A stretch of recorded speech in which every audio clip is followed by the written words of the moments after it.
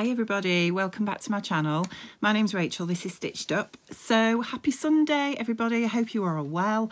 Today is just going to be a quick vlog just to tell you about my review of the Pauline Alice Alameda dress. I will put a little picture of that up here. And yeah, this is, I've got the dress on now. I'll put some link to some video of me wearing the dress here. This isn't an absolute success, and I'm a huge fan of Pauline Alice patterns. I've got a few of her patterns, and I've made the sorrel trousers before, and I really love them. And I absolutely love the style lines of this dress. I think there's so many fabric options that you can make with this. You can make it something quite casual to wear during the summer, or you could use it to make a really nice special dress for weddings, parties, afternoon tea, that kind of thing. And yeah, I've had this really lovely linen. It's like a boucle linen. I'll just bring it up so it's a bit closer so you can see. But it's like a boucle linen that I've had in my stash for quite some time. I'm sorry, the lighting's not brilliant actually at the minute. Don't know if you can see that. It's got a really nice texture to it, but it does crease. It creases badly.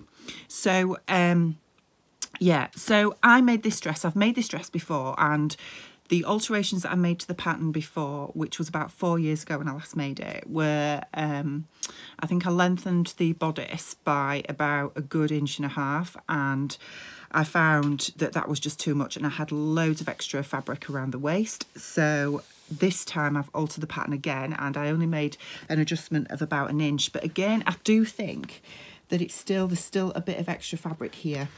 So I don't think I needed to lengthen that as much as what I have done.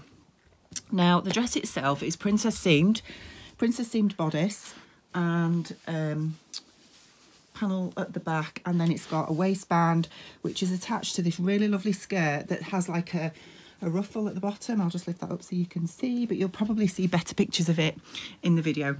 And yeah, it's a really lovely style. It's got an invisible zipper at the back. Obviously it's sleeveless, and it's a fully lined dress apart from the ruffle at the bottom. Now I've lined the bodice with just some white cotton lawn. I'm a little bit unhappy with the lining does keep peeping out, which again, that's my fault, to be honest. It's my poor stitching.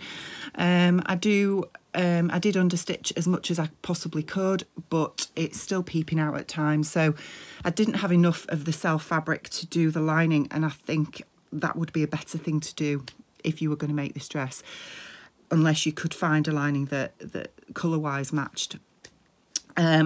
Now the skirt part is supposed to be lined up until the ruffle as well, and it's just the ruffle at the bottom that is left unlined. Now I did line the skirt portion, but I couldn't. When I'd hand stitched it to the seam allowance of the ruffle, I found that the skirt portion just wasn't hanging straight at all, so it just didn't look right. So I unstitched that and took it out, and basically I've just overlocked the seam allowance of the skirt to the ruffle so that it hangs straight. I had real trouble getting the princess seamed bodice on this dress to fit me properly. I have quite a hollow chest, and I've messed about with this bodice so much. What I found was that this princess seam line here, I had gaping of about a good couple of inches, to be honest, even though I'd picked the right size for me. Now normally with princess seam dresses, because of all the seams, you've got loads of options for being able to take it in and adjust it. So they're the best type of bodices to be able to adjust. But what I found was, because I had so much to take out, that it meant that the edges of each piece just totally didn't line up, and I had so much bulk here. Even with trimming it, I've still got lots of puckers, as you can see. So it's not a total success. It's ended up as well just a little bit too tight around my upper chest as well, so it just doesn't feel right. I don't think I honestly don't think this is a problem with the pattern, because it is just a princess seam bodice, and I do think that it's just I've just not fitted it correctly to me. So I still really love this pattern. I think it's really flattering, and I'd love to make it again, but I'm just going to have to mess about with this bodice. What else can I tell you? Pauline Alice's instructions are really simple to follow. The dress itself came together really well. There's plenty of notches and instructions just to help you, but honestly it's very straightforward. There were no difficulties with this dress apart from the fitting on me. I don't normally have difficulty fitting clothes. I'm a standard shape, really. I mean, I am a pear shape, but the good thing about this skirt is that because it just flares gently from your waist, that the hip portion is very easy to fit. So if you are a pear shape, I would recommend this kind of silhouette for you, if that's the kind of thing you like. So all in all, I will wear this dress, but I'm treating it as a wearable toile. I will probably, I think I need to do a fair bit of adjustments to the princess seamed bodice part of this dress. The skirt fits me absolutely fine. I like the length on it.